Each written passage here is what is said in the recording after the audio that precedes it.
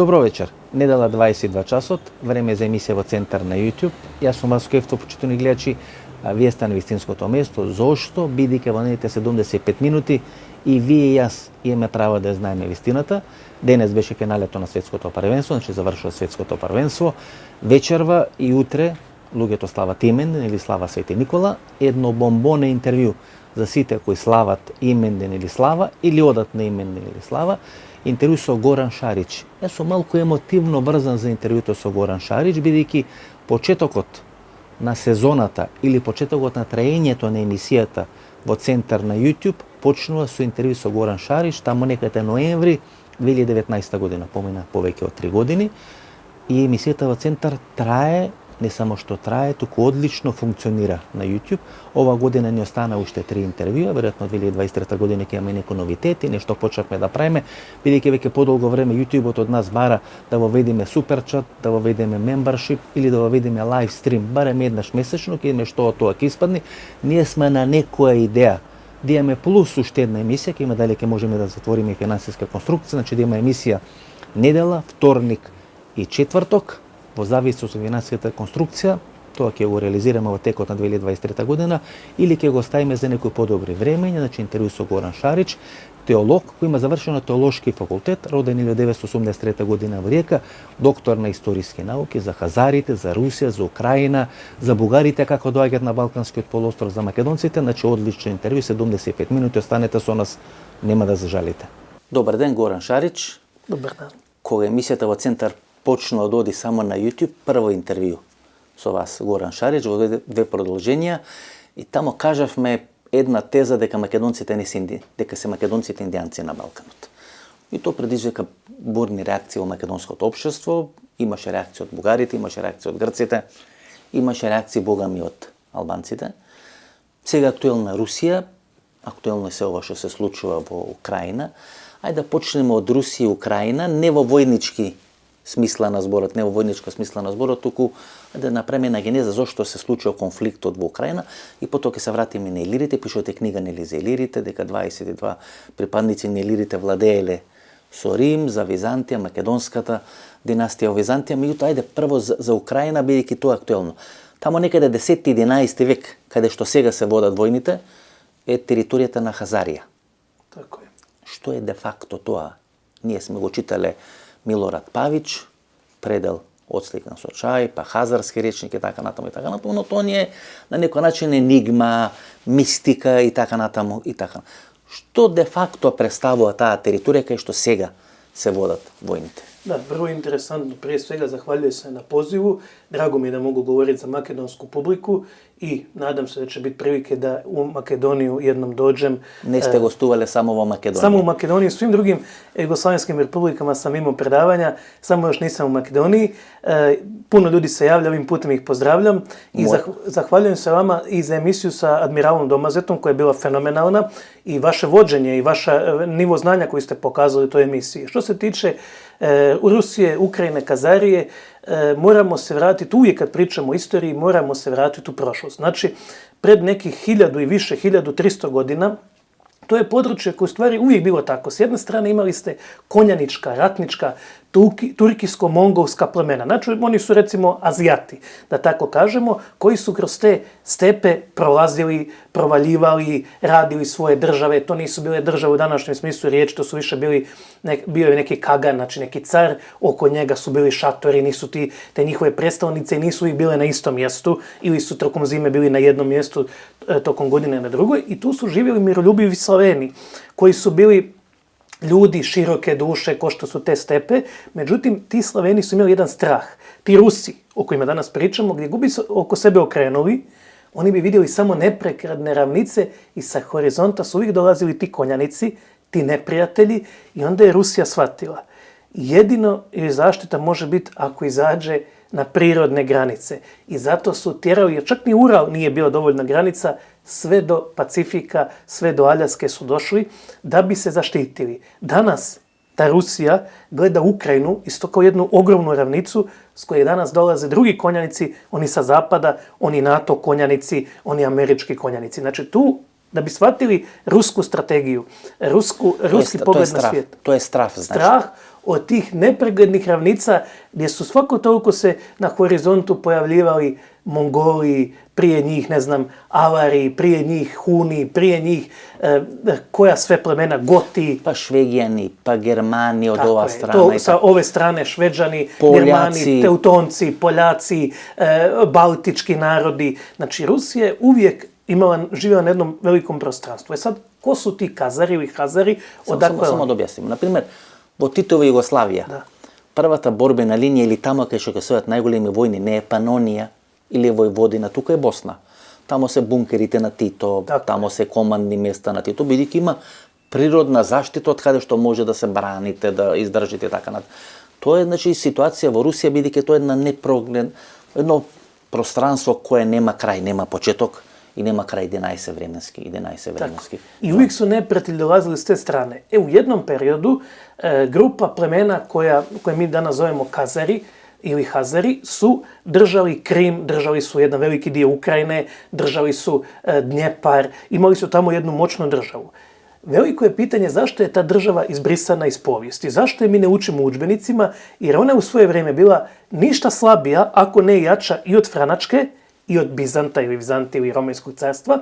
I recimo mi znamo da je iranski šah tada imao jedno prijestolje za kazarskog kagana ili cara, jedno je imao za kineskog i jedno je imao za cariratskog, znači bizantskog, vizantijskog.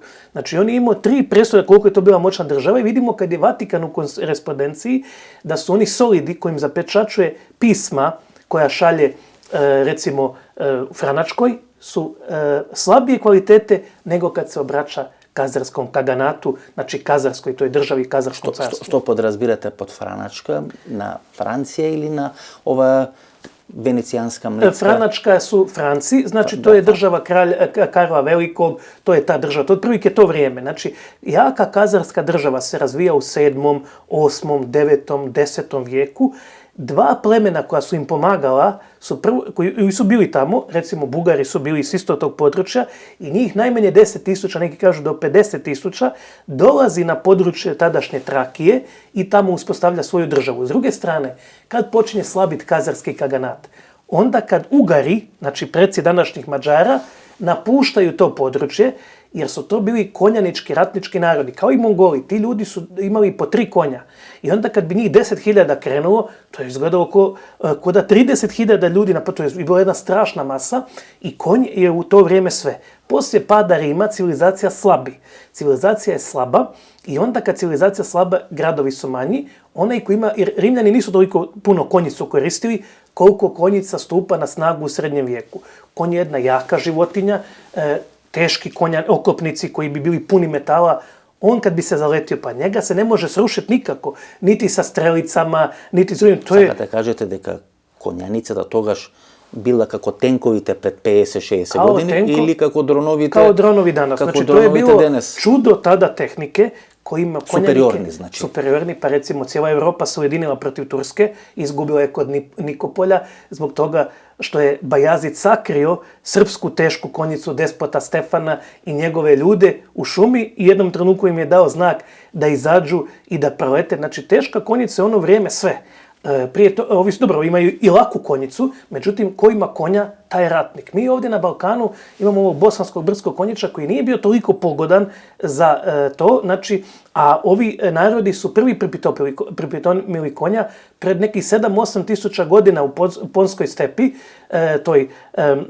iza Kavkaza su oni pripitomili konja. Konj je dosta, ne mogu reći agresivna životinja, ali jedna gruba, čvrsta životinja koja zimi, sam traži hranu, ne treba ga hraniti kao kravu, kao drugu stoku. I onda su oni uz konje isto bili malo ratoborniji, treba ovladat konjem, treba hrabrost, treba ponos, jedan kad ti jašeš konja, možete konj zbaciti. I to su bili ratnički narodi. Takvi su bili i Kazari. Kazari su imali moćnu državu, borili su se sa muslimanima i protjerali su muslimane sve do Kavkaza i onda im je ostao drugi neprijatelj, to su bili Slaveni. Slavenska država je bila sve jača, moguće da su djelomično i ovi Skandinavci pomogli u formiranju, da je nešto od tih varijaga bilo i skandinavskog porijekla, jer Slavenima uvijek treba neko ko ih vodi. Nevjerovatno da smo takvi. Mi kad imamo, recimo u Jugoslaviji, imali smo jednog Austro-Ugara Tita, bez obzira što je on bio porijeklom, on je mentalno bio Austro-Ugar.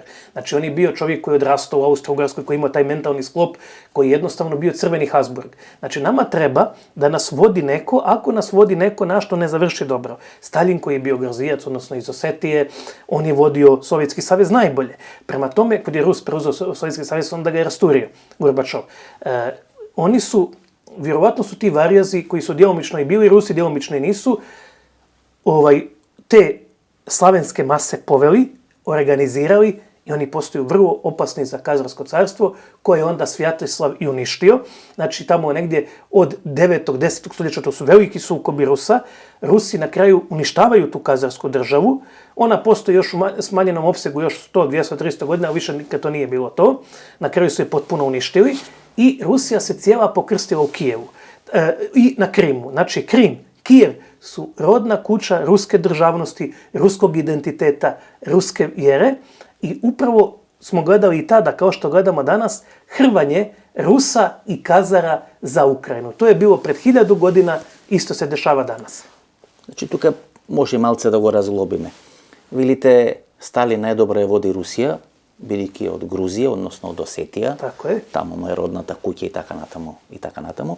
Подоцна има два украинци. Едниот е Хрушчов, кој всушност е некој преоден период помеѓу Сталин и помеѓу Брежнев. Па Брежнев е повеќе од 20 години, исто така со потекло од Украина, значи повеќе од 20 години на чело на Советскиот сојуз и после смртта на Брежнев имаме брза промена на лидерите Андропов, Черниенко, па Горбачов со кој се распаѓа Советскиот сојуз. Тоа е една работа и втората работа е Киевска Русија. Кога пред 10-15 години ние разговаравме со украинците, тие велеа, видите, русите се германизирани, монголизирани, исламизирани, Дагестан, Чечени и така натаму, а ние сме вистинските руси. Нели тоа што црногорците го кажува? Ово го кажам како шлагворд, не нели да влегуваме во некоја подетална анализа на србите и на црногорците. Значи украинците се смета за вистински руси. И денес русите нели ја сметат Киевска Русија како прататковина на мокната руска држава. И нели во Русија сега се водат дебати или се водеа дебати изминатите 10-15 години, кој всушност се прави од руските цареви голема Русија. Рускиот цар кој освојува во наводници Украина или рускиот цар кој го освојува Сибир, што е де факто нели основа на руска држава.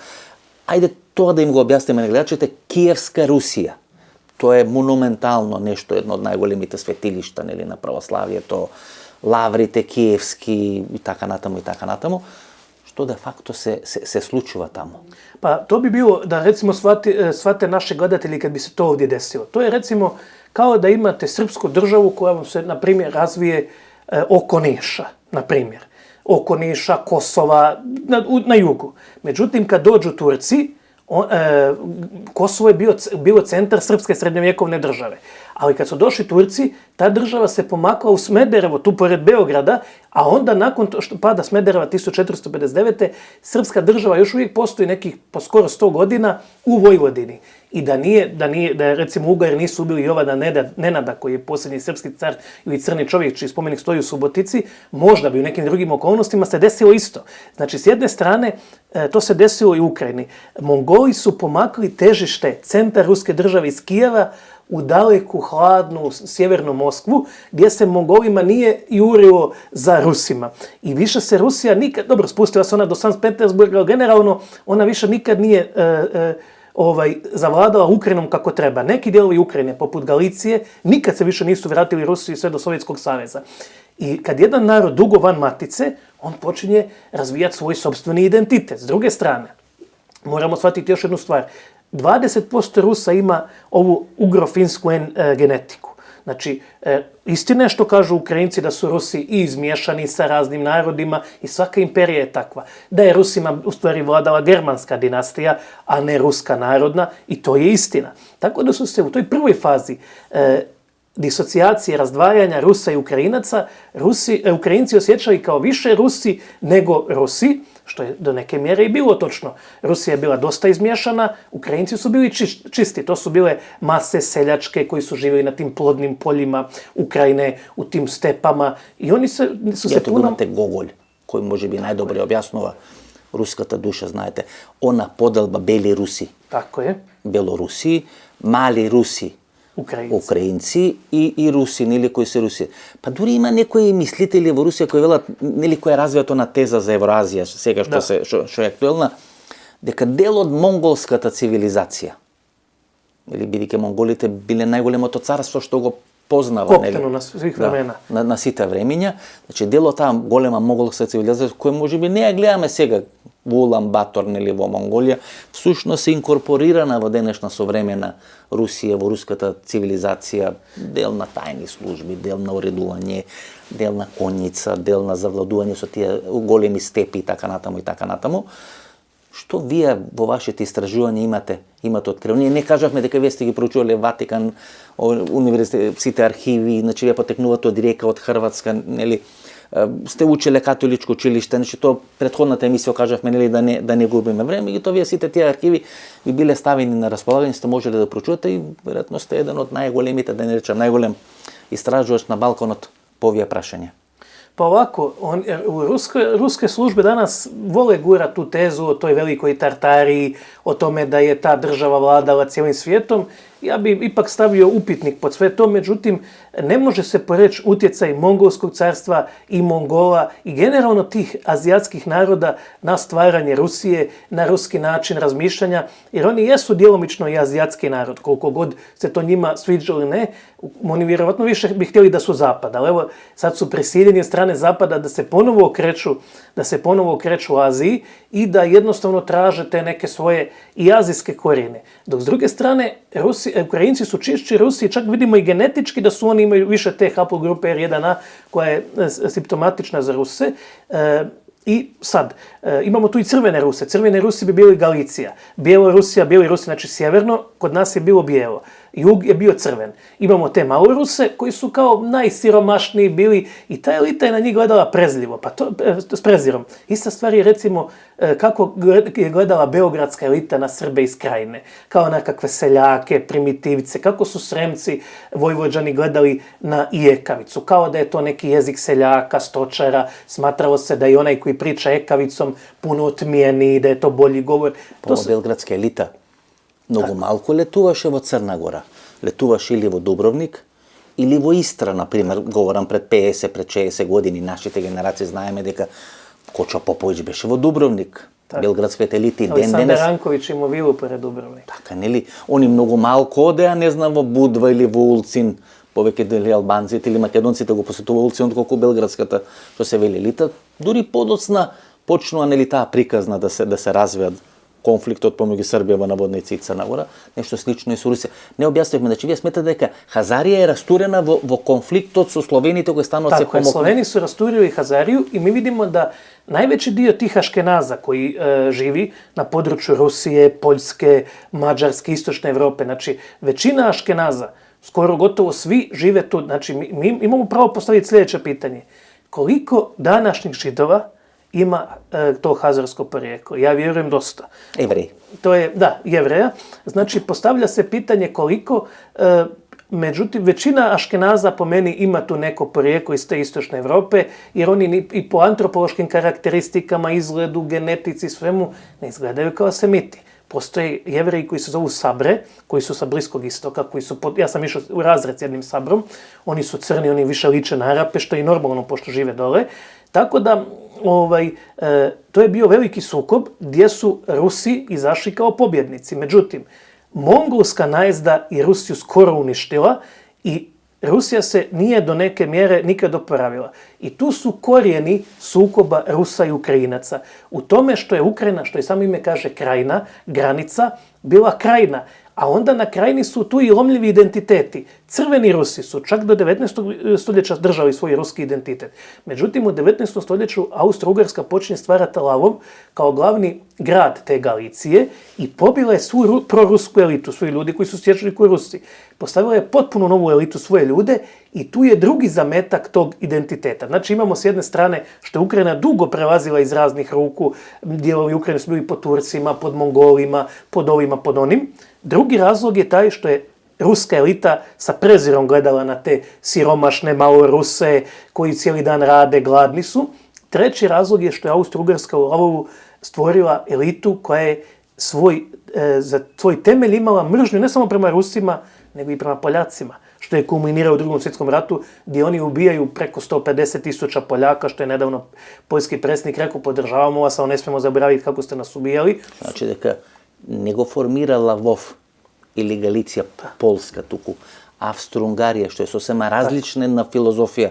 И кој ќе погледнете овие цркви, од Романија нагоре, не знам, Украина, ова западна Русија, тие личат многу така некоја мешавина на православие, на католицизам, малце се побарухно украсени, покитњасти, што се вели, за разлика од нашите православни храмови. To je dobro ovako, Lavov je bio poljski grad, tamo su Poljaci bili većina, mada Galičnici nisu Poljaci, ali Austro-Ugarskoj smetao i poljski identitet, kao i ruski. I jedno i drugi identitet tamo bio pretnja. I zato oni stvaraju jedan novi identitet, to Austrija je radila i ovdje. Ideja Austrije je bila da Balkan rasparča u puno malih nacija koje bi bile u međusobnom sukobu, mržnji, tenziji, konflikti. a onda Austrija kao moderator to rješava. Znači, to je ono, ja sam često to citirao, što Oskar Počarek, čuveni austro-ugarski general, guverner Bosne, tada 1911. piše.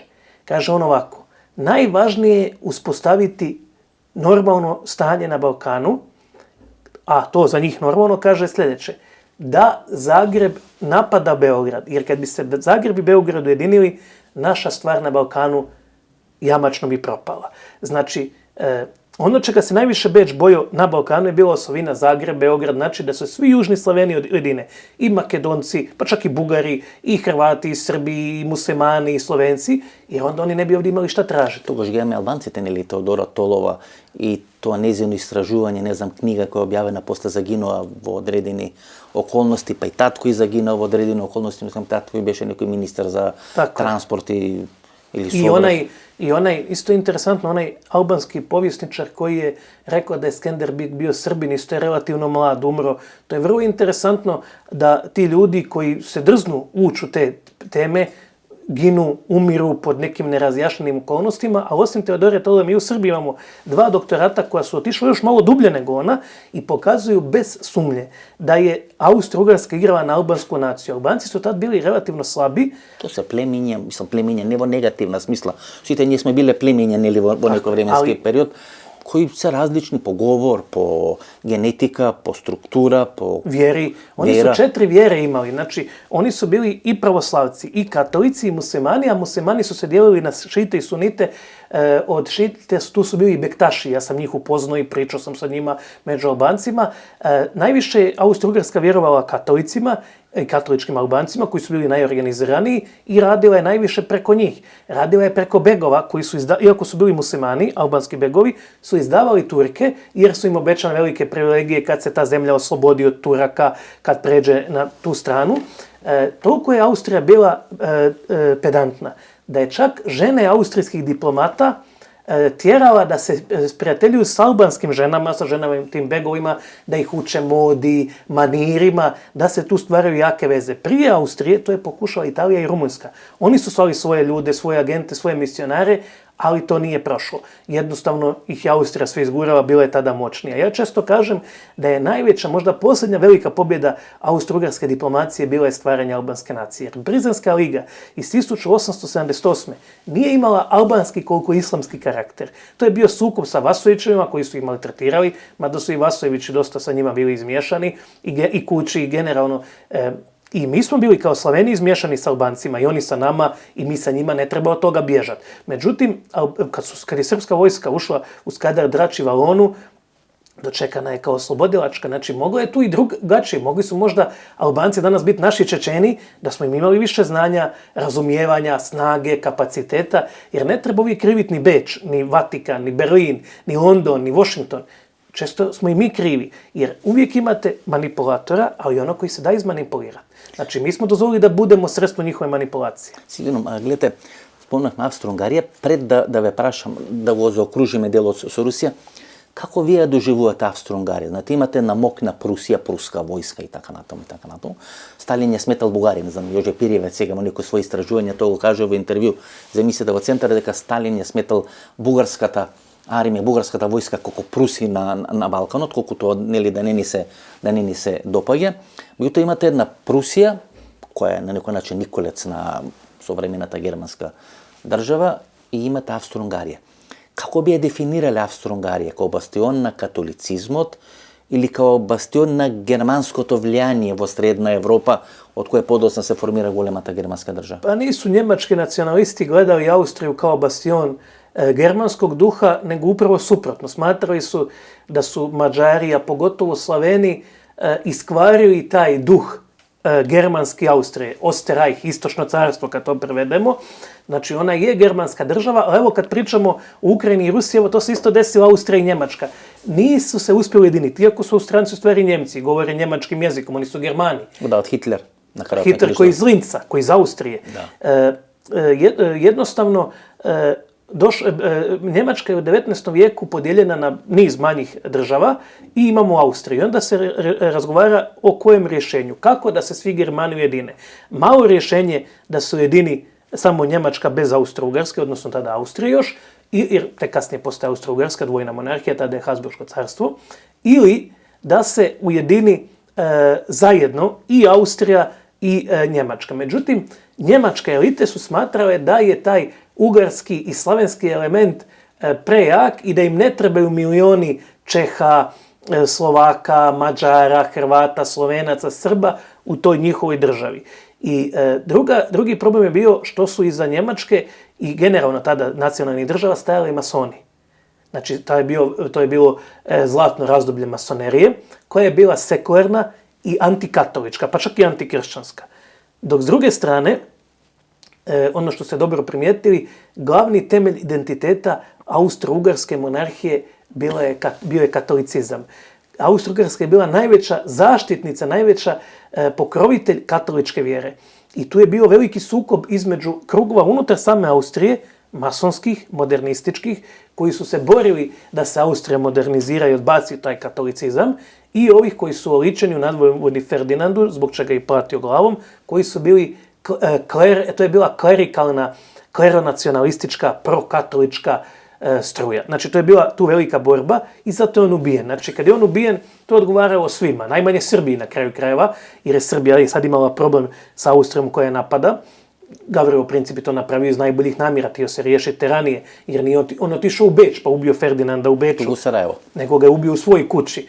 Ali, cijelo vrijeme austrijska služba pratila mladobosance, znala je šta spremaju, bili su upozoreni, ali njima je odgovaralo da taj katolički fanatik koji se oženio s jednom slavenskom sluškinjom, kako su je zvali, jer ona bila češko plemstvo, da ih ubiju. Oni uopće nisu htjeli da on naslijedi i vlada tim carstvom. To je odgovaralo Britancima koji su znali da će gurnut te sile Njemačku na Rusiju, što je bio plan, to je genijalni plan iza Prvog svjetskog rata britanski, koji oni izbacuju svoje najveće neprijatelje.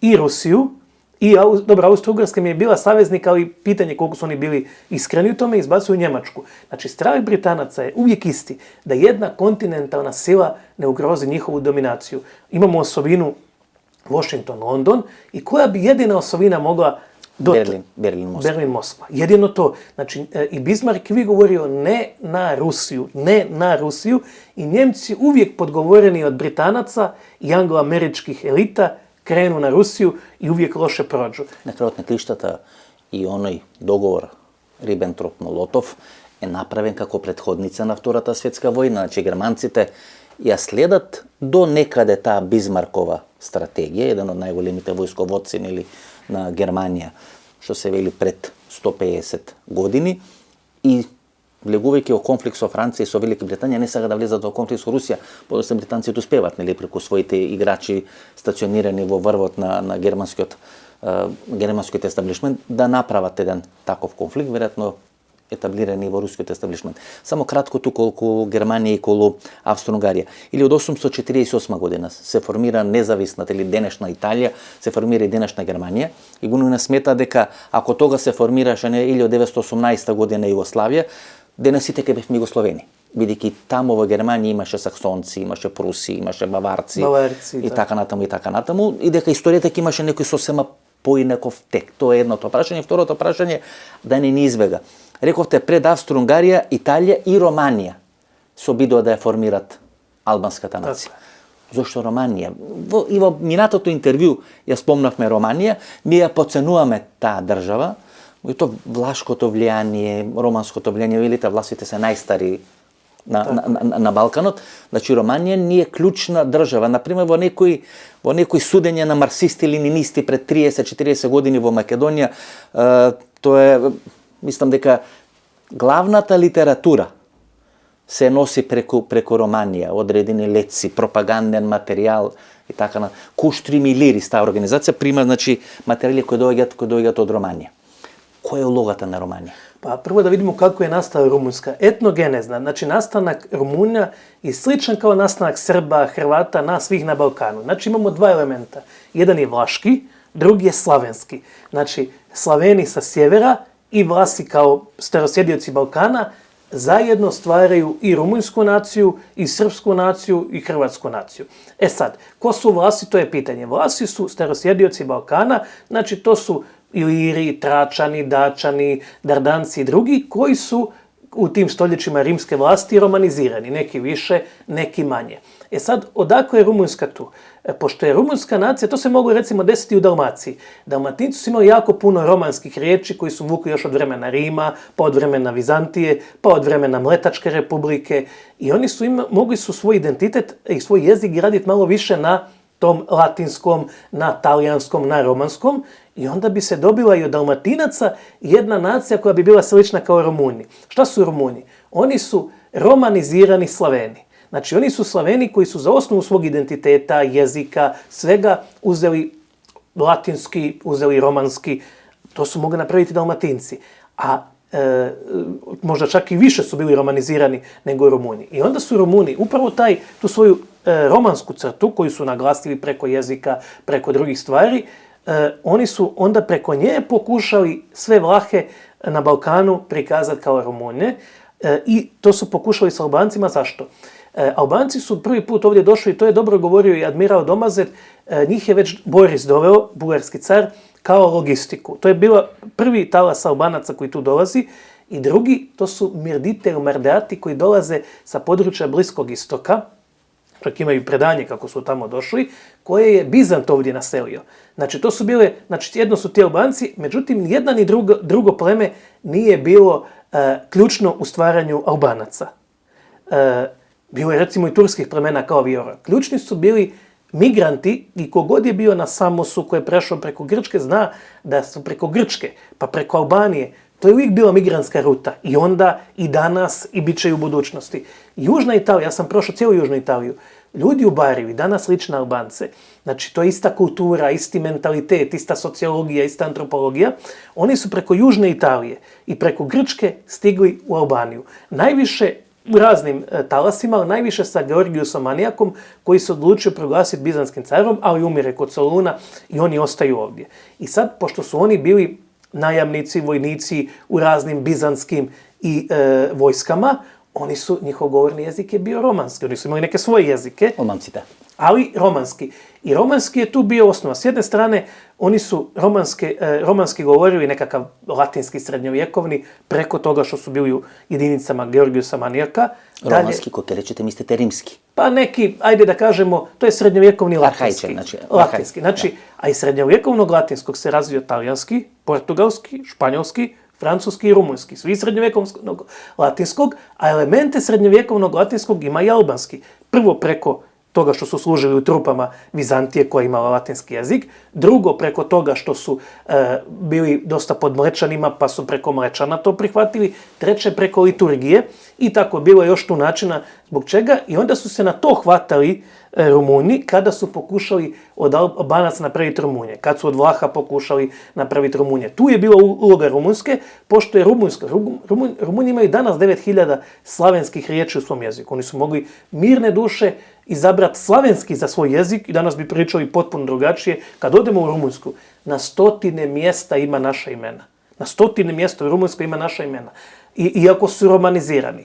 Tako da, kad govorimo o tome, Rumunjska je preko tog romanskog identiteta pokušavala ovdje na Balkanu privući što više balkanskih masa pod svoje. To je bila uloga Rumunjske, zato je ona bila važna. Gledajte, imamo Petre Roman, to je prvi od premijer posle padotna vlada na Čaušescu ili oni demokratski procesi i oni Iliescu, Petre Roman i tako natamo, koji go smetat, koji go narekao da je u navodnici Makedonija, zlav so poteklo nili od teritorijata na Makedonija i samите romanci nili gi prava tija razliki, tija podolbi, što se vika внатре во нивното ткиво. И албанците, кои сами велат дека има дадено 3 или 4 римски папи или начело на Ватикан, дека католичкото влијание тамо е драматично силно, драматично мокно, па некаде до 17, 18, 19 век, а и врз база на тоа католичко влијание, тие права денес современата модерна албанска држава. Da, ali nisu te pape bili Albanci. Recimo, jedan od tih papa, on kaže da je on od Brankovića. Sad, ako su Branković, sam je zapisao za sebe da potiče... A izmešano je, gledajte, šariš, tamo je okolo Skenderbeg, Georgi Кастриоти и така натаму. То се измешани работи. Ние од денешна дистанца генерализираме те работи, бидејќи до пред 4 или 5 века сите сме биле тука христијани, нели, дел православци, дел католици. Албанците се исламизираат дури 18 век, во е најголем дел 18-19 век. Тоа се исти племиња, македонци, срби, албанци, црногорци, кои се дават, се зимат, војуваат или Tako na je, neki način... bilo je miješanja, nije da nije, ali Skenderbeg je isto stvari bio porijeklom Srbin, mada je on u svojoj vojsci imao jako puno Albanaca, zato što Skenderbegov otac je bio Ivan Branilović, majka isto tako je bila od Brankovića i tako dalje. Znači oni su bili, kad gledamo sva njihova imena, su bila srpska. Znači, završavali su, dva brata su mu završila na Svetoj Gori i tako. Gora, ali Albanci tada, kažem, nemaju oni još identitet, a osim toga jednu stvar zaboravljamo. U srednjem vijeku puno važniji je vjerski identitet od nacionalnog. Nacionalni je tada važan, ko što je danas recimo nama važno da je neko Istrijan ili je neko Šumadinac, to nije glavna odrednica našeg identiteta. Glavna odrednica našeg identiteta je danas nacija od 19. vijeka. Prije 19. vijeka puno važnija je bila vjera. I onda su se ljudi više po vjeri poistovjećivali nego po naciji. Znači, nije sporno da smo mi svi na Balkanu izmiješani, da smo svi međusobno živjeli zajedno i da generalno mi nismo toliko ratovali ako ne bi dobili impuls s polja koji bi potakao nas na sukobe. Recimo, ja ne znam za ratove Srba i Hrvata koji su danas pomirljivi neprijatelji. Pred 120 godina je počeo taj sukob. Taj sukob nije postojao prije 120 godina. Спомнавте унгарски племиња, бугарски племиња кои биле на територија на Хазарија или доаѓаат од оние руски степи, то се воинствени племиња. Гледате, чудна работа по Втората светска војна и Унгарија или Маđarска и Бугарија се дел на Третиот рајх или има договори со Хитлер. Значи, таа некоја воинственост, таа некоја конфликтост, што се вика борбена филозофија или психологија, кај нив доминира до денешен ден или до пред 70-80 години. И тие се на некој начин како клин влезени во тоа словенско ткиво. Бугарите се словенизираат со тек на време, додека унгарците не се словенизираат, туку го унгаризира словенското малцинство кое постои тамо. За романците нели објаснивме од целата таа работа. Ајде уште тоа па да доиме до илирите и до македонците нели за финале на разговорот. Унгарците и бугарите како доаѓаат и интересно ми е она теза, ја почнавме, не ја кажавте дека иранскиот владетел има 3 престоли, едниот е за Хазарија, едниот е ne znam, Kineze, a jedno za Vizantiju. Za Vizantiju. Ovako, ono što je tu interesantno da je moguće da su oni dolazili na poziv Vatikana. Jer Ugari su kroz cijeli srednji vijek pa do novog vremena vikali da oni imaju pravo na srpsku krunu. Očigledno da je njima neko obećao srpsku krunu, a to im je mogao obećati samo Vatikan. Tako da Bugari su tu provalili, Bugari prvi, Ali ono što je nama bilo ključno, da su Ugari došli na poziv Vatikana, i najvjerovatnije, i da su... Ugari, mislite na Mađari? Mađari, Ugari, oni dobro. su pravili ovdje problem, a Rumunjska je i napravljena na osnovi romanskog identiteta da bude klin između Rusije i Balkana. Znači, ideja je bila zapadnih tih centara moći, i Vatikana, i Berlina, i Beča, i Londona, i Washingtona, mijenjaju se ti centri moći, ali generalno je to zapad. Da Rusi nikad ne izađu na topla mora. Stalno se pokušavalo Rusima spriječiti izlaz na topla mora i zbog toga su napravljena 2 sanitarna kordona. Jedno je rumunjska nacija koja je napravljena na antislavenskoj osnovi, znači na nekakvoj poluizmišljenoj romanskoj osnovi. Svi mi smo mogli, imamo u sebi toliko romanske krvi koliko i romanskog identiteta koliko i Rumuni, svi mi na Balkanu. I drugi klin su bili Albanci. Znači, trebalo je osigurati sa 2 klina između Rusije. Srbije je trebalo spriječiti izlaz na more i Rusije je trebalo spriječiti direktnu konekciju sa južnim Slavenima. Bugarska dinastija je bila potpuno pronjemačka, tako da se na Bugare nije moglo osloniti. Bugari su pokazali dosta vjeroumni. Oni vjerovatno jesu za Ruse, međutim, Rusija je cijelo vrijeme u 19. vijeku igrala na Veliku Bugarsku, a nije se pokazalo da je ta država bila sposobna da bude ruski saveznik na Balkanu. Gledajte, Šerić, na primjer, danes je Orban, a i del na bugarskog establishment, v ramki na NATO in Evropska unija može bi se v navodnici najproruski nakloniti. Verjetno to vleče neko korenje, deka poteknut od isti krajišta, od isti područja, deka jednite i drugite i tretite može bi poteknuvat od ruskite stepi, deka su tek na vreme samo se razgranile, jednite došle od ova strana na Dunav, drugite došli od ta strana na Dunav i Rusite si ostanale tamo, neli. Pa duri Petar Veliki, kako veli, go formira sam Petersburg ili denešen podosna Leningrad, za da može da se oslobodi od kancerogeното влияние на руските кои биле во Москва. Значи он го преселува седиштето самиот од Москва во Санкт Петербург за да се тргне од влијанието на руските војлери. Сигурно ми гледате кога ја читате руската историја, тие спомнуваат 4 града кои им се на пример клучни, тоа е Санкт Петербург, тоа е Москва, тоа е Одеса, Киев многу малку, Киевска Русија дури подоцна ја спомнуваат, и Варшава, тоа се 4 најголеми руски градови, нели, кои ќе почнете да читате некои руски историчари, мислители, филозофи и така натаму. Варшава, значи многу клучно, бидејќи русите во еден временски период ја освојуваат Варшава. Тоа се 4 најголеми руски градови кои тие ги сметат како свој. И Полска, конфликтот на Полска е всушност бидејќи сакаат да биде освојатана или поделена и од германите, и од германците, од Хитлер, и тој влегува, така почна Втората светска војна, и од русите, бидејќи ја сметат Варшава за 3 или 4 по големина руски град. Da se vratimo još samo jedna kratka digresija. Pokazalo se kad je ova Njemačka, koja je praktično okupirana država, kad se okrenula zadnjih 30 godina Rusiji, da su i Rusija i Njemačka imali jako veliku korist od toga. Rusija je napredovala zadnjih 20 godina, postala moćna država, Njemačka isto živjela jako dobro, jer to je ta ideja njemačka tehnologija i ruski resursi. Istočna Germanija, gledajte, i Putin službува тамо, и Меркел 20 години на чело на Германија.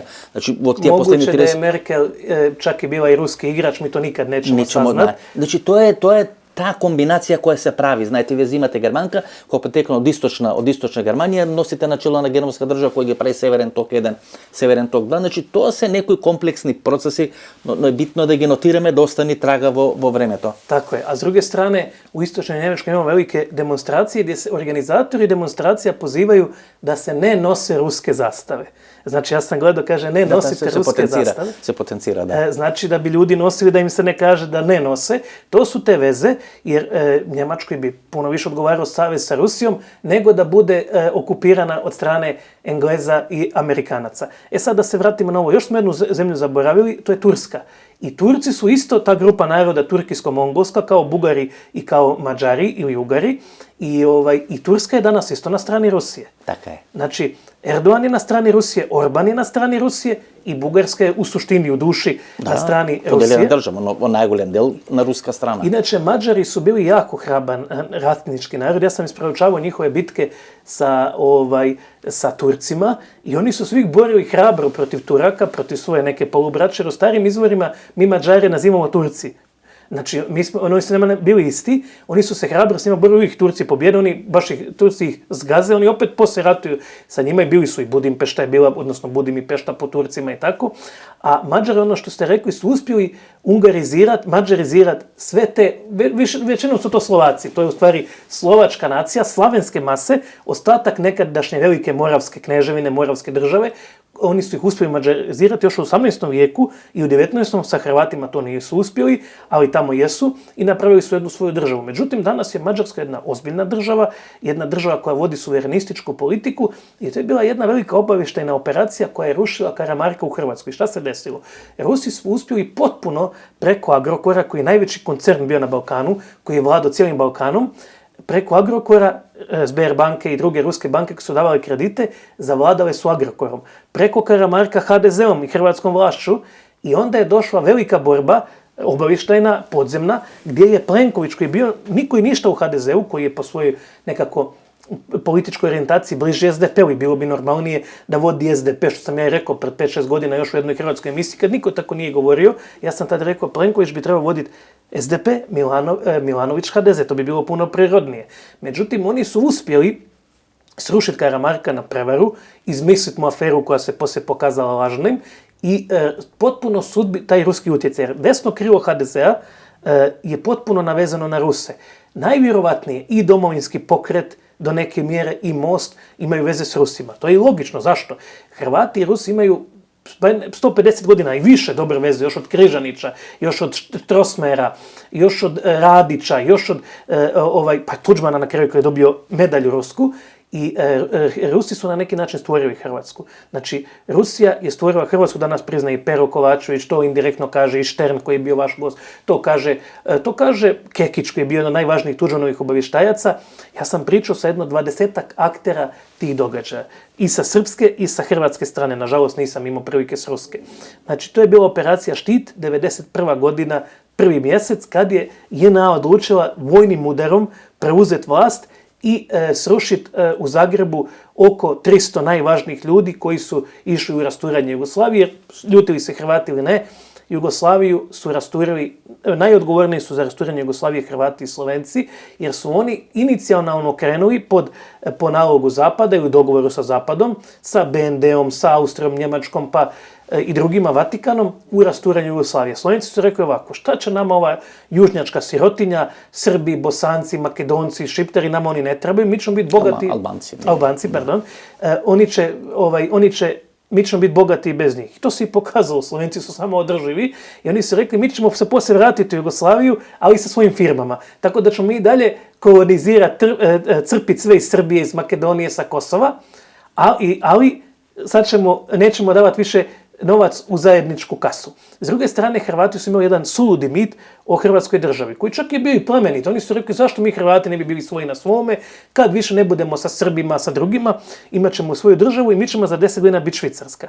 I Hrvatska bi bila za 10 godina Švicarska da nije došlo do pljačke, krađe, da nisu se pokazali su Hrvati najveće neprijatelji sami sebi. Hrvatske elite su 90. godina potpuno opljačkale Hrvatsku i danas sad su iz INE uzeli 200-300 milijuna eura iz naftne industrije i Hrvati su pokazali da su nesposobni za svoju državu, za 20 godina su ušli u Europsku uniju i sve bacili. Sad, šta što to pričam, reću vam. Znači, to je dovelo do toga da su srpske elite rekli dobro, Slovenci nas neće, Hrvati nas neće, plebiscitarno ta dva naroda neće više s nama. Ajde da mi onda uzmemo koliko god možemo. Pola Bosne najmanje, a iz Hrvatske ako nešto može da se uzme. I to je dovelo do rata. Kad su Jović i Milošević shvatili da plebiscitarno Hrvati i Slovenci neće tu državu, onda su rekli, dobro, ako nećete, mi imamo hrvatske Srbe koje ćemo pobuniti protiv vas, a hrvatske Srbe bunimo da bi uzeli što više Bosne. I cijela priča o ratu Jugoslavije je bila rat za nasljeđe, za jedno dijete, a to dijete je bila Bosna i Hercegovina. Znači, Hrvati i Srbi su se pobili oko Bosne. To je cijela priča unutarnja, a vanjske sile, zapadne prije svega, njima je to odgovaralo. Zašto? Zato da vide kako se tri vjere, muslimani, katolici i pravoslavci, ponašaju u uvjetima rata. Oni su uvijek zainteresirani za upravljanje krizama, za privatizaciju. Evo sad jedan najljepši hotel u Rijeci opet je kupio strani kapital, konkretno izraelski i tako dalje. Makedonci, Bošnjaci, Crnogorci uopće nisu htjeli taj rat, živjeli su dobro u toj Jugoslaviji i danas se vidi da je najveći projugoslavijski sentiment upravo u te tri republike. да се вратиме на Ашкенази, кои велите дека се наследници, или една линија на хазарите оди кон Ашкеназите. Го спомнавме Иран, нели, во неколку наврати и спомнавме, нели, Израел. Значи, не влегуваме во војничкиот аспект на војната во Украина, иако вие први рековте дека Русија во наводници ја губи војната во Украина, бидејќи ниту една од трите цели, симнување на Зеленски, освојување на Киев, поделба по реката Днепар, па дури и Донбас не успеа да ја реализира, меѓутоа тоа ќе оставиме за некоја следна прилика. Гледате, се имат ирански дронови тамо. Па украинците се обидат да го вовлечат Израел со онија железна купола, како се велат, оние ракети што се вели, кои би можеле да им парират на иранските дронови, бидејќи тие ирански дронови преку Хезбола, преку Хамас, преку целата таа структура, всушност ја напаѓа државата Израел, кои се стационирани или во појасот Газа, или во оној дел на Либан кој го контролира Хезболах. Меѓутоа, тој конфликт од пред 10 века, всушност и сега го гледаме. Ако Израел влези со железна купола, па има ирански дронови, па Турција вели, руско-турската војна околу Крим 1856 година, дека војната ќе заврши кога Крим ќе се врати во Украина, бидејќи Ердоган и Путин се добри, но Турција секоја смета дека како Крим не е во турски раце или во османлиски раце, тогаш е подобро да биде во украински отколку во руски раце. Гледате, тој некој конфликт кој се провлекува изминалите 10 века, сега нас не ескалира. Значи не е тоа само обичен конфликт на Украина и на Русија, тоа е нешто многу подлабоко, многу подраматично. Тако е, па има тај конфликт неколико нивоа. Еден е тај да е Запад у ствари сватио оно што е ноторна чинjenica, да е Русија без Украjine drugorazredna sila, što je Brežinski rekao, a sa Ukrajinom je Rusija imperija. Znači, potpuno je druga priča ako Rusija u svom sastavu ima i Ukrajinu i jednostavno Zapad je od Ukrajine zadnjih 20-30 godina pravio anti-Rusiju. Jedan moj prijatelj je bio 90. godina u Ukrajini i pričao mi je kako su bili tamo kao radnici, nakon 3 mjeseca su ih izbacili jer su, pričaju da su prostitutku preko posteljine, preko čaršava su je dizali, pa je pala, pa je slomila nogu, pa je upala ukrajinska specijalna policija. Kaže, ja sam tada vidio već naciste da šetaju po gradovima Ukrajine. O čemu se radi? Oni su namjerno potpaljivali taj ukrajinski nacionalizam, banderizam i to sve, da bi to bila kontra Rusiji. Znači, Rusija je dozvolila... Ne, to gledate sve na konflikt. Помеѓу Кадиров и условно речено овие нацисти ако постојат нели во Украина и тие се борат за рускиот свет. И тоа е конфликт, тоа е една историска шизофренија која се случува нели во моментот сега. Меѓутоа суштината и поентата на прашањето ми беше да ги вклучиме Иран малце во целата приказна, Израел и така натаму за да можеме да објасниме на гледачите. Ovo što je Zapad radi u Ukrajini, to se zove salama taktika. Znači, to su mali potezi koji ne prelaze crvenu liniju, ali kad se okrene, to je ogroman put. To je korak po korak. Rusi su sve tolerirali. Znači, prvi nivo tog konflikta je Ukrajina kao anti-Rusija, kao NATO-va ispostava za napad za Rusiju, za provociranje Rusije. Drugi je taj što su istorijske veze, borbe oko Krima, oko Ukrajine, između Kazara, koji daju dobar dio današnjih Aškenaza, znači današnjeg Izraela, između Turaka, jer su i Turci vladali tim područjem, između Rusa i između onih, kad su se ovi svi hrvali za to i čupali, onda ovi kažu ko Makedonci, bore se za Bugari, Grci, Srbija kaže mi nismo ni jedno, ni drugo, ni treće. Onda se razvije jedan identitet koji je potpuno oprečan od svih tih. Tako se desilo Ukrajinci. Svi su se čupali za njih. Na kraju su oni rekli mi nismo ni Rusi, nismo ni ovo, nismo ni ono, mi smo svoji. E sad, dolazimo do Irana. Iranska revolucija je možda najvažniji događaj 20. stoljeća. Da nije bilo Iranske revolucije, danas bi i dalje u Iranu bila proamerička vlast. To znači da bi meki trbuh Rusije bio potpuno izložen penetraciji od strane Irana. Paljenje svih onih islamskih naroda u Rusiji, paljenje čitavog Kavkaza. Da nije bilo Iranske revolucije, da je tamo proamerička vlast, vjerovatno ne bi bilo ni ovog rata u Ukrajini, a vjerovatno ne bi bilo ni Rusije ovako kako danas znamo. Znači, to što je iranski narod proizveo tu revoluciju, što je srušio korumpiranog tog svog šaha koji je Rezo Pahlavi, koji je napravio tada možda najskuplju zabavu u povijesti čovječanstva, koji je ne znam koliko milijardi potrošio, koji je bio neizmjerno bogat, dok je iranski narod grcao pod dugovima i tako dalje. I onda se Ruhollah Homeini vraća, pali se cijeli Teheran, ubija se ona tajna njegova policija. 1979. godine. Tako je, i od tada je u stvari Iran pod sankcijama. I od tada, a Rusi intenzivno zadnjih 10 godina proučavaju razvoj Irana pod sankcijama, jer Iran proizvodi 1 milion automobila godišnje. Iran ima nekoliko miliona inženjera, više nego Srbija ili Hrvatska ili Makedonija stanovnika. Ima to na Press TV, na primjer, koje parira na Al Jazeera, koje ne mogu niti televiziji. Tako je, koju ja pratim već 15 i više godina. A da ne kažemo da je Iran i Izrael su najveći rivali na Bliskom istoku, oko kontrole Bliskog istoka sad se tu uključuje i Turska i to je taj jedan trokut. I Kurdi koji su sad postali na jedanput najveći američki saveznici, Irak je slab, pa se tamo razvio taj neki pod navodnike Kurdistan i oni, pošto Kurda imaju u Iranu, onda Kurdi služe za destabilizaciju Irana jer je ova djevojka koja je navodno ubijena u stvari kurdskog porijekla. To je sve jedan koloplet interesa, a tu je jedan rat koji, kad pričamo o Izraelu, nije Izrael monolit. Izrael ima nekoliko suprotstavljenih struja. Prvo, Aškenazi i Sefardi se ne vole. Drugo, mi imamo sekularne Izraelce koje baš briga i za Talmud, i za Bibliju, i za nekakvog kralja Davida, koji imaju svoju priču. Imamo Soroševe Izraelce koji su potpuni globalisti, koji bi sutra pustili Izrael niz vodu. I evo ja baš idem u Izrael za 15 dana. I ima ruski jezik koji je treći jezik za komandovanje u izraelska armija. Posle evrejski jezik, posle amerikanski anglijski jezik, treći jezik je ruski jezik. Ali šta je interesantno kako su oni došli? Oni su svi došli više manje u Izrael nakon 90. godina, jer po zakonodavstvu države Izrael, ako bi Hitler tebe ubio, imaš pravo na državljanstvo Izraela, a Hitler je, ako jedna baba bila Jevrika ili deda, on bi ubio. Prema tome, mnogi koji nisu bili možda Jevreji, ali su imali neko porijeklo, su onda kad je 90-ih Rusija bila na koljenima siromašna, migrirali. I mi imamo slike iz Izraela gdje se tuku rabini, jer jedan rabin uzima zastavu rusku i bacava i drugi mu čupa, ne da je gazi. Znači, vrlo interesantno da Izrael nema jednu jedinstvenu politiku i zato je Zelenski, koji isto Jevrejin, rekao, Izrael odluči se, izaberi stranu. E sad, zbog toga što Rusija ima savez sa Iranom, to gura Izrael na ovu antirusku stranu, ali opet i Rusija i Izrael imaju dosta dobre odnose, tu nisu još svi odnosi prekinuti.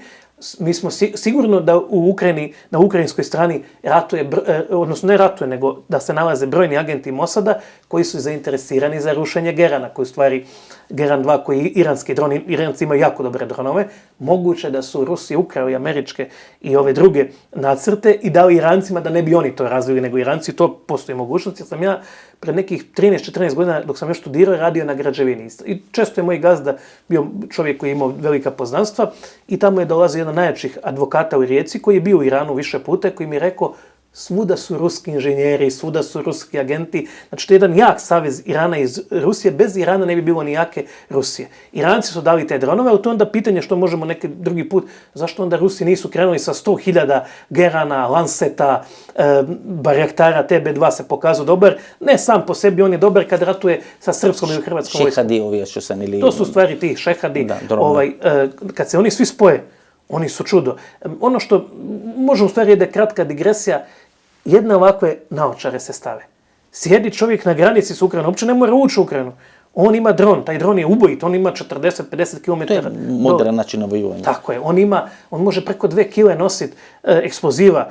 I ako ne može uništiti tank koji ima ojačani oklop, on mu uništi elektroniku i onesposobi ga trajno. Znači, on ga onesposobi ako mu nije probio oklop. Tako da, što se tiče te borbe, to je velika borba, jer glavni neprijatelj Izraela je Iran, glavni neprijatelj Irana je Izrael. To je borba Izraela i Irana koja se sad prenijela i na Ukrajinu. Nedavno, pred jedno, ne znam koliko ima već godinu dana, možda malo i više, Iranci su u zadnjih godinu dana ubili šefa Mosada za Iran.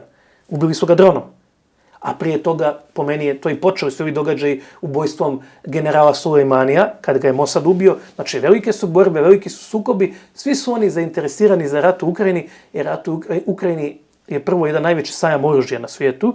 S druge strane, to je prilika da Mosad dobro upozna Irance na dijelu, da Iranci opet upoznaju Mosad i tako dalje.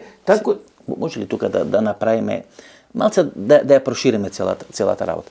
Многумина ваши колеги велат дека руското православие и шиитскиот елемент во Иран се многу слични. Религиозно, подредени сраќања на светот и така натаму. Да ја вклучиме Сирија, каде што иранското влијание е драматично. Иако тие се алавити, имате еден дел кој се шиити, иако шиитскиот елемент во Ирак е многу поброен, тамо сепак американското влијание преку Садам Хусейн и подосна линијата на Садам Хусейн беше доминантна. И војната во Сирија, велат, по мене војната во Сирија е претходница на војната во Украина, бидејќи Русија првенствено се бранеше во Сирија, не само поради исламскиот, муслиманскиот елемент, бидејќи еден голем дел од Кавказот, тој муслимански дел, Дагестан, Чеченија и така натаму војуваа во Сирија, туку да се направи тој шиитски берлински зид кој почнува Иран, Сирија, па преку Хезболах во Либан, да се спречи катарскиот природен газ да помини преку таа територија, да стигне по сувоземен или по копнен пат до Европа, значи да се направи субституција на рускиот природен газ. Тоа некој од кланот Кенеди тоа го објаснуваше пред 2 или пред 3 години во одредени политички анализи пред појавата на короната. Но Иран, а и Турција ни се клучни сега, ни се јават као клучни елементи во целиот овој конфликт. Можеме ли тука да ја прошириме приказната, да ви дам шлагворд, вие тоа да ни го објасните? Тако е, ту е почело, значи, клучна земја е била Сирија, клучно е било Путиново оно њет. Значи, Русија е пустила низ воду, nije се жалила niti kad je Amerika ušla u Afganistan, niti kad je Amerika ušla u Irak, niti kad je NATO bez razloga napao Libiju, sve je tu Rusija bila uzdržana i zato su mnogi tada govorili pa i Rusija radi sa njima i Rusija je njihova kad se tu ne buni. I ja sam rekao, kad je Amerika rekla da je pitanje dana kad pada Asad i kad oni ulaze u Siriju, ako Putin ovdje ne kaže njet, onda je njihov. Putin je rekao ovdje njet, tu je to stalo, Rusija je u Siriji pobjedila. Rusija je u Turskoj pobjedila, Rusija je spasila Erdoana. Znači oni su spasili Erdoana, praktično to su minute igrale ulogu kad su ga iz one njegove rezidencije sa Antalija dole, da. Tako je, spašavali. Znači spasili su Erdoana, u Siriji su pobjedili, u Gruziji isto tako su napravili, pa čak evo, dobro pitanje, jer Rusija jednostavno, moramo priznati koliko je nama bila na dragi, ne, nije dovoljno jaka. Ona je najveći izazivač zapadnjačke okultne oligarhije, ali nije dovoljno jaka još uvijek da je pobjedi. Međutim, možemo uslovno reći ovako, ovo je rat BRICS-a i Zapada. Mislite дека така може да се прави некоја рамка? Objasnit ćemo zašto. S jedne strane BRICS, s druge strane Zapad i čitava ovo jedna operacija rušenja petrodolara. Da Amerika i Zapad i zapadnjačke elite više nemaju monopol u petrodolaru kojim pljačkaju cijeli svijet. Jer šta oni daju? Zapad daje bezvredne papire, dolar, euro koji nema nikakvo pokriće, Rusija daje sirovine, Kina daje proizvode, arapske zemlje daju naftu. Znači oni svi daju nešto konkretno za papire. I ovo je bio veliki rat BRICS-a protiv Zapada. Normalno da zemlje BRICS-a ne mogu ući otvoreno u sukob sa Zapadom, nisu dovoljno jake. I šta su sve zemlje BRICS-a dobile? Bolsonaro odmah podržao, letio je tamo u Moskvu, podržao odmah na početku Putina i Rusiju riječima da se ukrajinski narod ne bi trebao polagati nade u komičara. Pakistanski predsjednik je odmah išao tamo 2 dana nakon početka napada u Rusiju pa su ga srušili. U Pakistanu traju neredi od tada do danas. U ovom trenutku u Pakistanu je situacija dramatična, ekonomska ili protesti. Tako je. Onda imamo situaciju u Kini. U Kini su sad protesti u ovom trenutku. Čak i Kina. Južnoafrička republika isto tako, koja je predsjednik Iran, go spomnavme. Iran i Indija. U Indiji do neke mjere prva Indija je najviše od svih ovih zemalja u dobrim odnosima s Amerikom, zbog problema sa Kinom i tako dalje, ali u dobrim odnosima s Rusijom. I tamo ovaj njihov Gandhi, koji nije rođak ovog Gandhija, nema veze s ovim Gandhijom, samo se tako preziva, to je vođa opozicije, 2 puta je već gubio od ovog Modija. On ide po cijeloj Indiji, 20 km dnevno hoda, od sjevera do juga, i to su tipične one obavještene američke obojene revolucije, vi kažete šarene revolucije, znači on ide tamo, skuplja narod, hodaju za jedinstvo Indije. Stavija Indus na čelo na britanska vlada. I to posle smrta na kraljicата, со која почна пропаста на колонијалното царство. Upravo to. Tako da mi vidimo da je BRICS s jedne strane blagonaklono gleda na Rusiju koja je fizički najjača, ne ekonomski, ali fizički, i koja je napala i izazvala NATO u Ukrajini. Rusi su razmišljali bolje da ratujemo na svom terenu, na domaćem Ukrajini gdje znamo, nego da ratujemo u Poljskoj ili Finskoj gdje ne znamo. Znači, ipak je Rusiji najlakše da ratuje u Ukrajini, međutim Rusija kao mi Slaveni i Južni i svi Slaveni imamo dosta mana i nije to bilo spremljeno kako treba. Сезино, би сакал тука да вклучим уште еден елемент. Тоа е Средна Азија и Далечниот Исток. Во изминатите, колку 115 години, Русија има две војни. Која едната е добива, втората е губи, па подоцна успева да се реваншира. Тоа 1905 година, тоа е војната со Јапонија. Tako je. Далечниот Исток, нели сега Курилските острови, кои ќе читаме, кои слушаме, тоа е војната со Јапонија, кои многу мене сметат како предходница на Првата светска војна, па дури помокна од Првата светска војна, бидејќи се вклучени британци, енглези, американци, германци, така натаму. И Русија губи, и тоа подоцна рефлектира, нели има еден континуитет на движење кој резултира или завршува со падот на династијата на Романови. И втората војна е со Кина, мислам 1968 година. Тоа е кратко трае, кај што русите пепел ги прават кинезите. Но тоа го отвора прашањето за контрола на Средна Азија, Казахстан, Таџикистан. Предходница месец и пол дена пред војната во Украина имаше нереди, протести во Казахстан и сега нели се случува. И тоа е Русија решила на тоа. Го реши нели поради тој конфликт што е таму внатре, Јапонија и Кина. Значи дека овој конфликт со Украина, дали тоа нас не ги отвара тие стари руски дилеми, дали тие се голема империја со Украина да стигнат на запад или со помош на Средна Азија да излезат тамо на границите на Пацифик.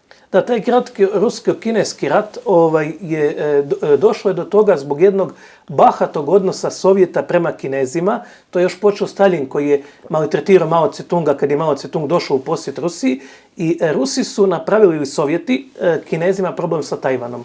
Zato što su pustili Sjevernu Koreju da uđe u sukob, da ih Amerikanci navuku u sukob sa Južnom Korejom i onda su Kinezi, tamo Gine i Mao Siv, morali poslati svoje snage da spašavaju Koreance u Koreju, poslati svoju vojsku, a već je bila pripremljena invazija Tajvana. Tada izvršiti invaziju na Tajvan je bilo 100 puta lakše nego što je danas, jer danas kad Kinezi budu vraćali Tajvan, ako ga budu vraćali vojno, morat će prije svega napraviti jedan vodeni most, odnosno morat će opkoliti Tajvan da mu ne može doći pomoć. I onda tek treba izvršiti invaziju na Tajvan. Тука ќе влезе Австралија, тука ќе влезе Јапонија, тука ќе влезе Јужна Кореја, тука ќе влезе Америка, Велика Британија, можеби Виетнам кој полека гравитира кон некој американско влијание.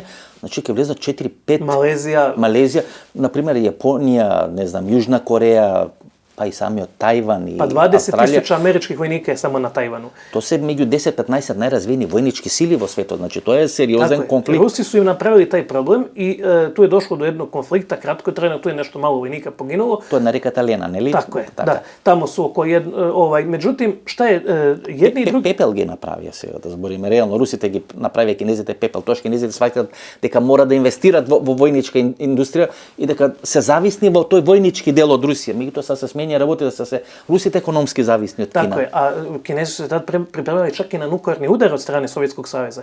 Međutim, dolazi onda period Deng Xiaopinga, ogroman uspeh Kine, i Kinezi su vidjeli da im Zapad nije prijatelj. I Rusi su shvatili da su najviše izgubili u sukobu sa Kinom. Tu je poslije došlo i do sukoba oko Vjetnama, pa i problem s Ujgurima su im palili Rusi, odnosno Sovjeti, Kinezima. Znači oni su poticali Ujgure tada Kinezima na pobunu. I vidjeli su jedni i drugi, Kinezi i Rusi, da oni nemaju ništa od sukoba. Kao što Indijci i Kinezi počinju shvaćati da oni nemaju ništa od toga da se tuku. Jer Zapad svuda radi isto, kao što radi sa Srbima i Hrvatima, kao što napravio s Ukrajincima i Rusima. Tako radi svudi. Uvijek ta ista politika, toliko je već dosadna. Zavadi pa vladaj. Evo, pričali smo šiti, suniti, alaviti, jezidi. Znači, jedne okreću na druge, a nikad niko nema koristi. Uvijek smo mi moneta za potkoristorivanje, uvijek smo mi njihovo topovsko meso. Njima nije žao da pogine i 30 miliona Ukrajinaca samo da ogrebu Rusiju, samo da vidi kako Lance 3 funkcionira, samo da vide neko elektromagnetsko rusko oružje, da ga vide na dijelu, da snime, da vide kako bi Rusi pogasili Starlink satelite od Maska, da vide koji bi virus poslali, na koji način ratuju.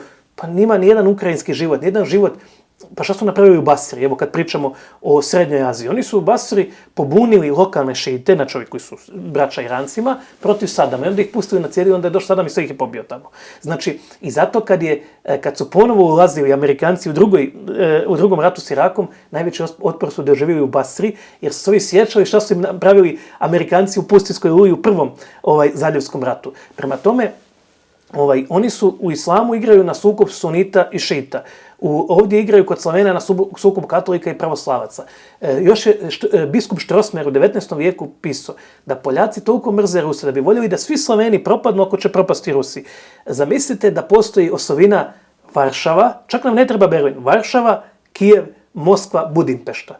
Pa kako bi Brisel mogao išta naređivati takvoj jednoj moćnoj osovini? Znači da ovdje postoji jedna srednja istočna Evropa da se drži zajedno. To bi bila tolika snaga s kojom bi svi morali ozbiljno računati. I upravo to, a Poljaci su po meni jedna nacija koja zaslužuje poštovanje. I hrabra, i borbena, koja se drži još uvijek tradicionalnih vrijednosti. Kopernik dava, Papata dava, znači dava istorijski ličnosti koji su dominantni, koji na Krištata go spasува katolički od svet, koga pomaga je sprečila ta osmanlijska najezda na osvojivanje na Tako je, što je opjevano i u Juditi i tako dalje, u Osmanu, znači naši pisci su pisali o tome, čak je Poljska imala ideju da ovdje napravi jednu Jugoslaviju u 19. Ista himna ima Poljaci Jugoslaveni ili Sloveni.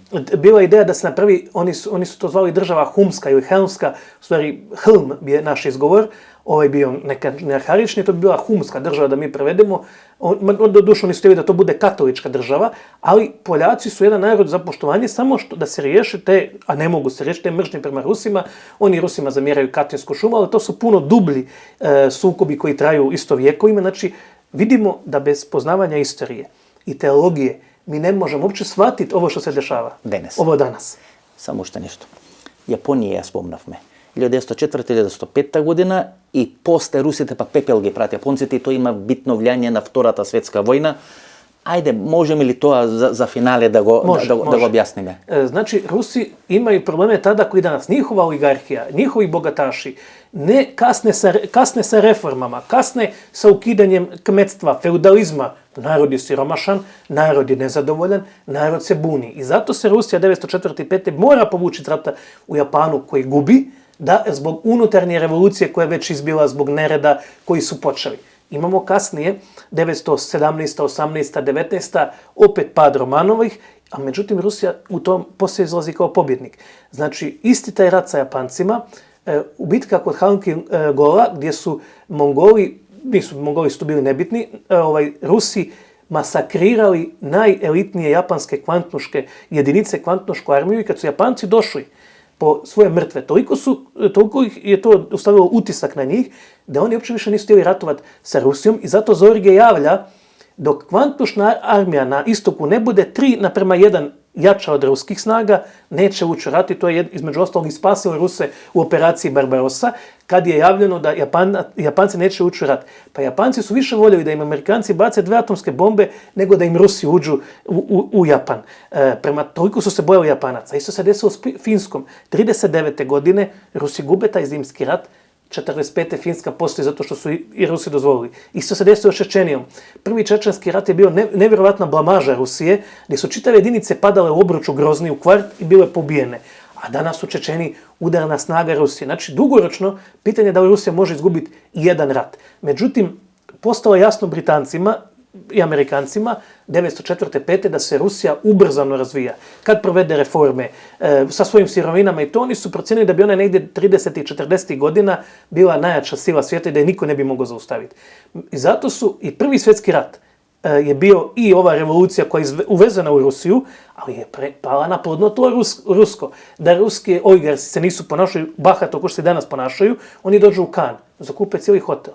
Jedan ruski oligarh zakupi cijeli hotel u Kanu. S jedne strane troše milijone, milijarde, kupuju nogometne klubove, s druge strane nisu dali da se napravi, ne znam, 100.000 dronova, pa da su Rusi ušli sa 100.000 dronova u Ukrajinu, bio bi rat gotov. Во 3 временски зони немат интернет. Tako je. Живеат русите нели на работ, на социјална издржливост. Tako da ja ne bježim od toga da su Rusi napravili puno grešaka i u ovoj vojnoj operaciji i generalno prema svom narodu. Сигурно, ма кога е таа војна помеѓу Русија и Јапонија, кој што русите ја добиват, јапонците не сака да влезат во Втора светска војна во Русија или на територија на Советскиот сојуз, па Русија може најголем дел од своите источно азијски единици да ги донеси на западното боиште, за да може нели да ги добие германците, Сталинградска битка, Курска битка и така натаму. Već su ih do Moskve vratili, to su bile jedinice koje su bile obučene za zimsko ratovanje, koje su bile svježe, koje su odmah prihvatile borbu, s tim da Stalin nije odmah vjerovao za orgiju i dok god je Stalin bio živ, nije se za orgija slavilo, nego tek nakon Stalinove smrti. Međutim, kad mu je povjerovao konačno, jer on mu je javio točan datum napada na Sovjetski savez, a Stalin je imao obavištene procjene njegove službe da napad počinje tek za godinu ili dvije. Znači oni misle da još ima jedno godinu ili dvije dana da se sprema i bilo je niz pogrešnih procjena, ali isto je Rusija ušla i loše u taj rat, i traljavo, i ovako i onako, a izašla je kao pobjednik, tako da pitanje je da li će NATO biti prvi koji će pobjediti Rusiju ili će NATO proći onako kako su prošli Napoleon, kako je prošao Hitler, kako su prošli Šveđani, kako su prošli Teutonci, svi su oni dugoročno gubili od Rusa. To je jednostavno jedna tajna tog ruskog čovjeka. Međutim, ne možemo bježati od toga da su Rusi napravili brojne greške. Najveća greška što su uopće moraju ući u sukob s Ukrajinom. Što su Ukrajinci i Rusi, ja često kažem Ukrajincima, ako vi znate razliku između vas i Rusa, Zapad je ne zna. Znači, dva najbliža su se okrenuli jedne protiv drugih. To je moja poruka možda i Srbima, da ako hoće da budu nekakav Pjemont Balkana, ako hoće da budu ovdje neka sila, ne mogu raditi ono što su često u povijesti radili, pa 2/3 sve žandarmerije u Kraljevini Jugoslavije je bilo stacionirano u Makedoniji i na Kosovu dole na jugu. Znači, ako je neko patio od tog takozvanog velikosrpskog hegemonizma, nisu patili Hrvati. Hrvati lažu i to ne voli kad im kažemo lice. Hrvati su se razvijali, Zagreb je 70.000 ljudi, došao 80 na 320, čitav skoro Zagreb izgrađen u vrijeme Kraljevine Jugoslavije. Ako je neko patio, patili su Makedonci. Znači, Makedonci su bili neprijateljski tretirani od strane Beograda i Karađorđevića i Srbije treba naučiti iz pogrešaka u prošlosti, iz ruskih i svojih i iz tuđih. Znači, ideja je savezništvo sa Makedonijom. Srbi kao veći i jači u tom odnosu moraju biti malo tolerantniji. Moraju i Bošnjacima i Makedoncima dopustiti neke stvari, popustiti u nekim stvarima, jer ako Makedonci navijaju za Noleta, što smo pričali, pa zašto? Zato što je Nole šampion, zato što je najbolji. Kad Srbija bude jaka, onda će ona biti sposobna da okupi sve ostale južne Slavene oko sebe i da tvorimo jedan ovdje moćan blok, da pomogne Makedoncima, Makedonija u teškoj situaciji od strane Grka, od strane Bugara, od strane Albanaca, da pomognu Makedoncima, da tu bude zajednica Makedonije, Srbije, Crne Gore, Bosne u nekoj perspektivi i da to bude jedan balkanski Benelux, jedan mini Schengen, kako ga zovu. Čak i Albanci bi mogli u nekoj perspektivi, ako se unormale, ako prihvate da ne budu potpuno američki saveznici, nego da onu politiku koju su mnogi Albani, ne na Kosovo, Albani vodili.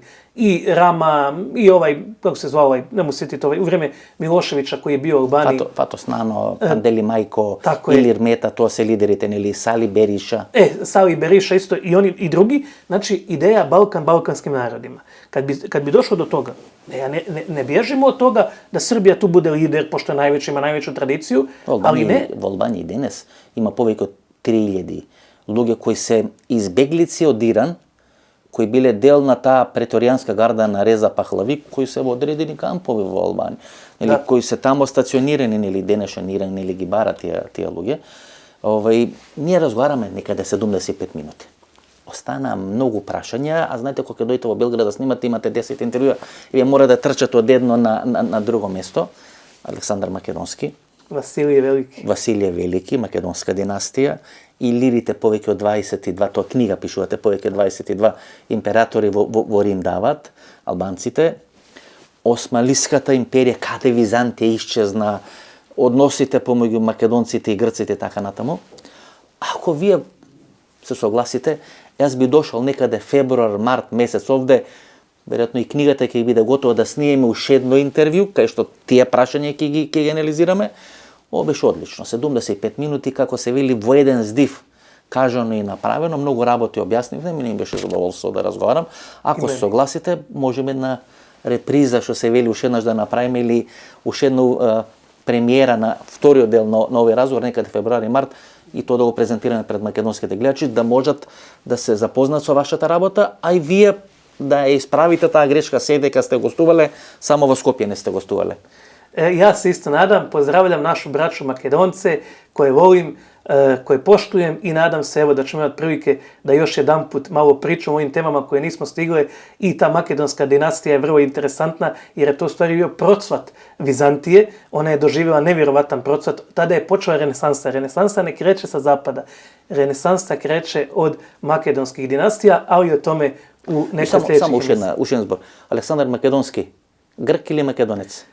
Makedonac po rođenju, Grk po izboru. Фала многу. Се гледаме за 2 месеци. Važi. Ово беше интервјуто со Гора Шарица, надам дека ви се допадна. Во четврток во 22 часот и во недела во 22 часот. Значи, две од трите последни интервјуа за ова календарска 2022 година со Тома Аврамски. Интервјуата кои ги баравте, едното трае некаде околу 1 сат и 50 минути, второто трае некаде околу 1 сат и 15 минути. Ако првите две интервјуи или првите две продолженија ви се допадна, да ми верувате дека третото и четвртото продолжение се бомба интервјуа со Тома Аврамски до четврток во 22 часот. Пријатно вечер Македонија. Каде да си?